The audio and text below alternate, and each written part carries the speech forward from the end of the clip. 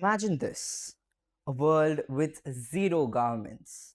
The governments can't decide the price, policies, or anything for the matter. No fixed wages, no planned production, no policies, nothing. Just buyers and sellers deciding everything, every single thing. That's not chaos. I mean, it could be. But in economics, this is called a market economic system. Hi, friends, welcome to Econverse. I'm Abrar, and I'm a fellow student who topped in my GCSE Economics last year. On this channel, we make learning economics simpler, clearer, and hopefully a lot more fun. In this video, we're going to be looking at the fundamental concept of market economic systems. Let's get started.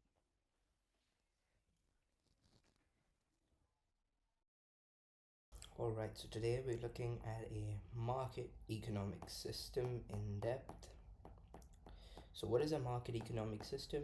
A market economic system is a system where there's no governments to regulate, it's just buyers and sellers, and the prices are determined through the price mechanism, also known as the interaction of the invisible hands or demand and supply. So, so far we've looked at exactly what a market economic system is in the previous videos. In this video, we're going to analyze the advantages and disadvantages of a market economic system along with some of its important features. So let's look at the advantages of the market economic system. So what I'd suggest is whenever you prep for something like advantages and disadvantages of features, the best way to prep for it is to try and create a list so that you can remember it like a numerical list. It makes it a lot easier when you're revising. So, the first advantage of a market economic system is that consumers are set to be sovereign. Consumer sovereignty. Now, what does this mean? So, this essentially means, for example, when you have a system that's a planned economic system that's completely run by the government, there are state owned enterprises, which means whatever the government forces or asserts the state owned enterprises to produce, that is produced. Whereas in a market economic system, firms are incentivized to produce what consumers want. So there's consumer sovereignty. It also could mean that, for example, when you have a market economic system, there's essentially many firms producing a product. So the consumers are sovereign and have the choice to buy from whichever seller that they like. And secondly, costs and prices in a market economic system are said to be lower. This is because market economic systems are far more efficient in comparison to planned economic systems.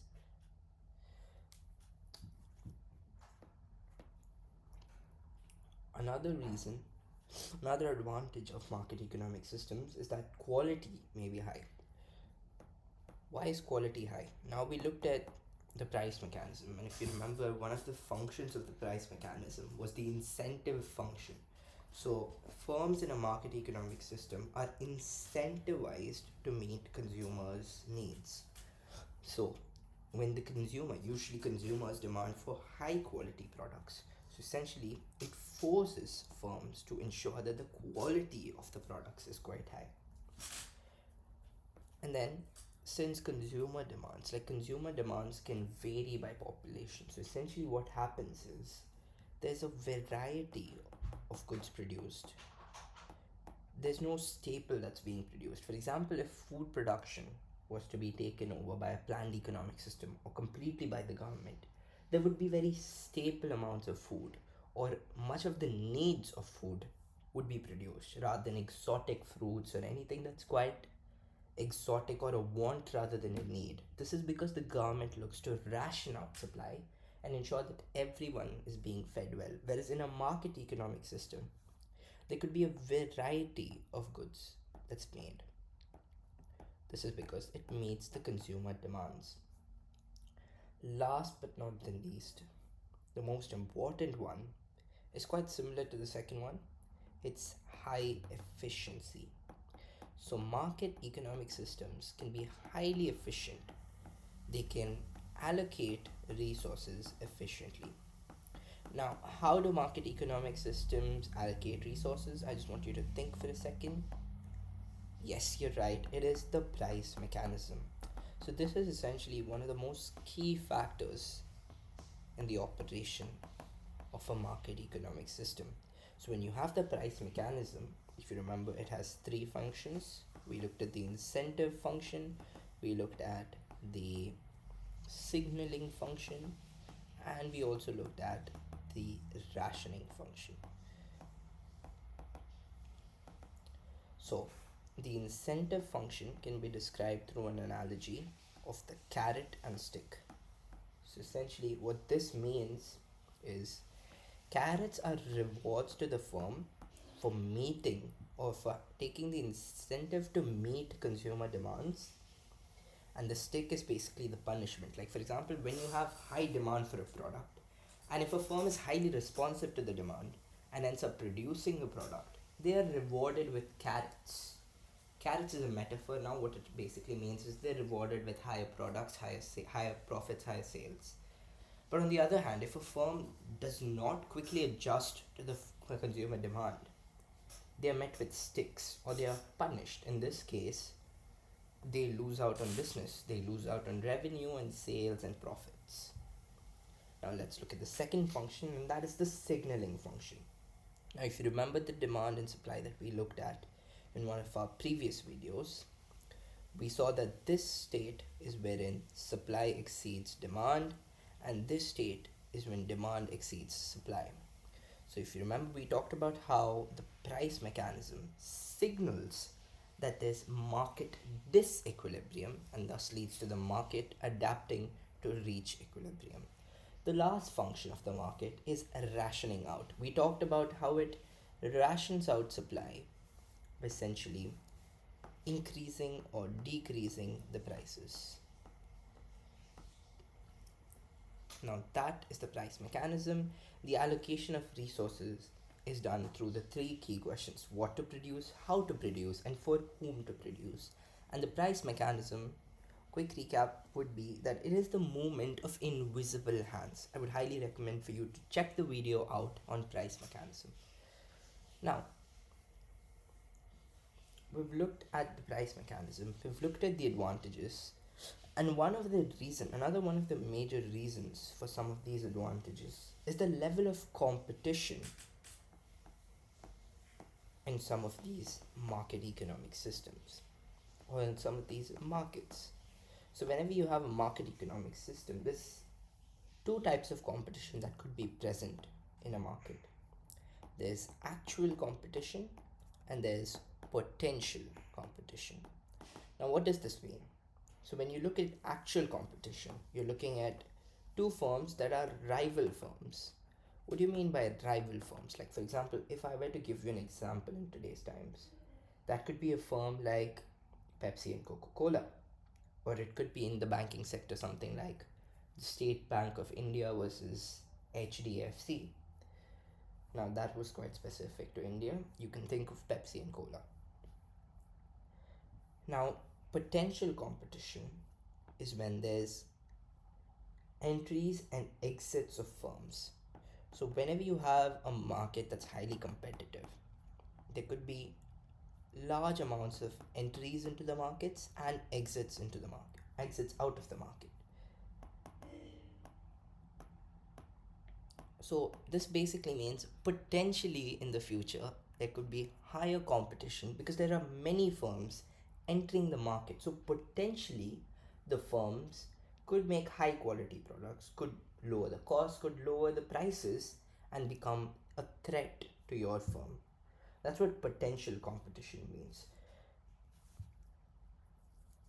Now we've looked at the two types of competition which lead to which lead to lower costs and lower prices, because they essentially force firms to be efficient, to work towards reaching the lowest costs and producing the products at low prices to remain competitive in the market. Now, when we looked at efficiency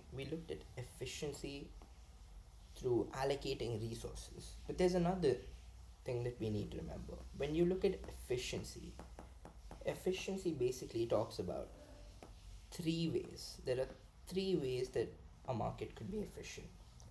Firstly, it could be allocative efficiency, which we looked at. That basically means full utilization of resources. Then there's productive efficiency. And last but not the least, there's something called dynamic efficiency. Now, what is allocative efficiency? Allocative is when there's full utilization of resources. Now, if you remember the PPF, full utilization of resources on this would be a point that is on the PPC. So that represents full utilization of resources and thus is allocative. Now, when you look at productive efficiency, what it basically means is that there's low costs of production, very low costs of production. How does this happen? This happens through factors like economies of scale and so on and so forth, which we'll look at in some of the future videos. So it's basically when there's low costs, low wastage, and all these things, which ensure that production of goods is highly efficient. And last but not the least, dynamic efficiency. This is when production increases through a rise in technology. So when tech improves, when there's advanced technology in the economy, there's dynamic efficiency. Now this could be shown on a PPC through a rightward shift. Now this could show dynamic efficiency. Now we've looked at the three types of efficiency, we've looked at different types of competition, we've looked at the price mechanism and how all of these foster to higher advantages to some of the advantages of the market economic system. Now let's look at the other side. On the other hand, you have some disadvantages to the market economic system. Some of these disadvantages are factors like these. Firstly, the market economic system focuses on being highly efficient, on producing many goods and services. So what happens is, it may not take into account all costs. What does that mean? What it basically means is, like for example, when we look at the real world, many times when you have firms that are highly efficient in producing goods, they forget to remember something. They forget to remember that they are having an impact on the environment, on the air, on the water. All these things are costs that can affect society. So that is one of the major disadvantages. Number two, whenever you have a market economic system, it is highly likely that there is market domination or there's a monopoly, which we look at in the future videos. So monopoly is when there's a single seller, single dominant seller in an industry. So what does it mean by market domination? How this works is basically when we look at, for example, potential competition, we talked about the entries and exits of firms into the market. So whenever you have market domination, they will set up barriers. Some firms will set up barriers to entry. They could patent their product, they could have legal barriers and so on and so forth to try and ensure that no other firms enters the market, allowing them to dominate. Now this could lead to higher prices and potentially manipulation of customers. They could be exploited. Now another important thing that we need to look at is the lack of resources due to overproduction. Now some markets may be overproducing goods. We talked about the price mechanism, but sometimes it can falter and lead to overproduction. Now whenever there's overproduction, essentially what happens is some of the other important goods that need to be produced cannot be produced because resources have an opportunity cost. Another important one is misleading advertisements. Now, I think you all would know that sometimes firms may look to mislead customers into buying their products, which can have harmful effects on customers. And this is especially seen in a market economic system because there's a lack of regulation by the governments. So essentially, consumers are potentially at the risk of being exploited. Then you look at uneven distribution of income. There's inequality in simple terms. Now, when we looked at the variety of goods made, if you remember the example that I made was when garments produce the staple goods that are going to be produced, staple amount of food like wheat, barley, so on and so forth. But when market economic systems produce this exotic goods that's being produced, now what could happen? This could potentially mean that those who can afford the exotic products do end up buying the food, but those resources could have been used to produce food for the entire population. So what happens is there's a high level of inequality between different income groups in their ability to afford food. So that shows one of the issues with the market economic system. So there's inequality and there's disparity in income. So these are the advantages and disadvantages of the market economic system. And that's competition, the functions of the price mechanism, like a recap, and the efficiency, different types of efficiency. So that's it for market economic system. If you think this video helped you understand economics better, make sure to give it a thumbs up and subscribe to join the Econverse. I'll see you in the next video where we're going to be exploring the key concept of how this system can fail. Yup, you guessed it right. We're going to be looking at market failure. I'll see you in the next video.